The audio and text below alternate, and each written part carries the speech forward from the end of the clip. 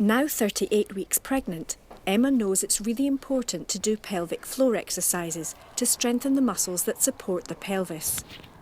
I'm still doing the pelvic floor exercises, and I've been doing them for quite a long time now. I think that's going to be really important, especially seeing as I'd like to go on to have another child hopefully at some point, and having good pelvic floor is really important. To learn more about what she can do, she's going to a session with a physiotherapist specialising in pregnancy at the Whittington Hospital. So there's many benefits for you to do your pelvic floor. This includes the control of your bladder and your bowel, especially in the time after you've had your baby, when it can be common for women to experience a little bit of leaking of urine when they weren't planning on it.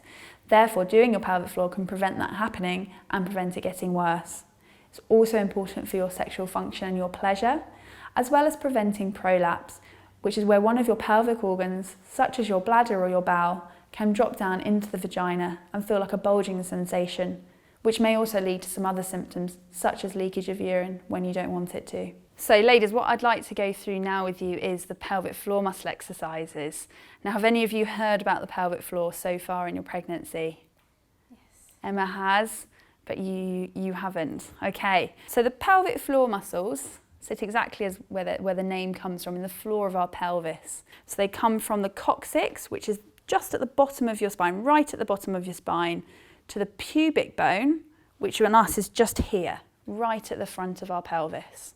If you pop your hands like that in a sort of kind of cup shape, that's sort of the size of our pelvic floor. So that's underneath us, and that's the sort of thing we're trying to think about when we're imagining our own pelvic floor, because sometimes it's hard when we can't see those muscles. Your pelvic floor muscles can also be helpful in labour and childbirth, so it's good to exercise them. But they aren't just for pregnancy.